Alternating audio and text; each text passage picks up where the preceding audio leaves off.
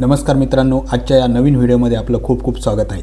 आजच्या या व्हिडिओमध्ये आपण MBU पेंडिंग कसे क्लिअर करावे हे समजून घेणार आहोत। यासाठी आपल्याला सर्वप्रथम UDIACच्या स्टुडंट मॉड्यूलमध्ये लॉग इन व्हायचं आहे। लॉग इन झाल्यानंतर आपल्याला अशा पद्धतीची स्क्रीन दिसणार आहे।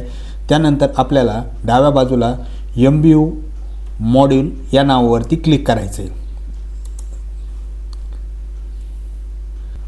या नावावरती क्लिक केल्यानंतर आपल्यासमोर MBUचा डॅशबोर्ड ओपन झालेला आहे।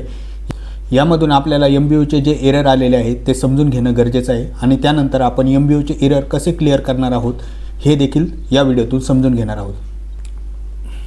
मित्रांनो, सर्वप्रथम आपण बघूया की MBUचा पहिला जो एरर आहे तो आहे MBU पेंडिंग। तर या एररमध्ये बघा, तुम्ही स्क्रीनवरती बघू शकता की या एररमध्ये आपलं MBU पेंडिंग आहे। याचा अर्थ असा की ज्या विद्यार्थ्यांनी 5 वर्षाच्या आतमध्ये आधार कार्ड काढलेले आहे परंतु आतापर्यंत बायोमेट्रिक अपडेट केलेली नाही, तर अशा विद्यार्थ्याचं MBU पेंडिंग हे स्टेटस आपल्याला दिसत असतं। तर आपल्याला त्या विद्यार्थ्याला व त्या पालकांना असं सांगायचं आहे की आपण आधार सेंटरला जाऊन त्याचं बायोमेट्रिक अपडेट करून घ्यायचं आहे आणि पुन्हा अपडेट झाल्यानंतर रिव्हॅलिडेट फॉर MBU या नावावरती क्लिक करून आपल्याला त्या विद्यार्थ्याला व्हॅलिड करायचं आहे। अशा पद्धतीने पहिल्या एररचं आपण सोल्युशन करणार आहोत। त्यानंतरचा दुसरा एरर आहे बघा मित्रांनो, status verification failed form UDI।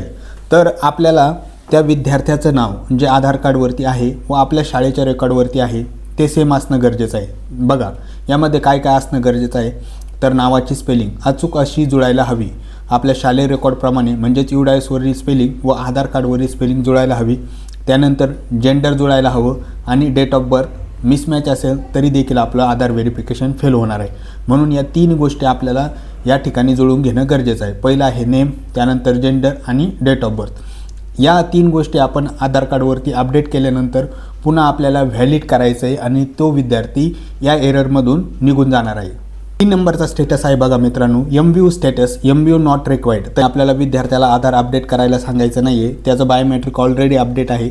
आपल्याला या ठिकाणी फक्त काय करायचं आहे तर रिव्हॅलिडेट करायचं आहे आणि रिव्हॅलिडेट केल्यानंतर तो विद्यार्थी MBU व्हॅलिड होणार आहे आणि या एररमधून तो निघून जाणार आहे। तर अशा पद्धतीने आपल्याला आधार कार्ड व UDIAC पोर्टलवरील माहिती अचूक जुळवून MBUचे जे करेक्शन आहे ते करून घ्यायचे आहे आणि व्हॅलिड करून घ्यायचे। तर मित्रांनो, तुम्हाला या बाबतीत काही अडचण असेल, शंका असेल तर आम्हाला कमेंट बॉक्समध्ये सांगा। नक्की शंकाचं निरसन करण्याचा प्रयत्न करणार। व्हिडिओ शेवटपर्यंत बघितल्याबद्दल खूप खूप धन्यवाद।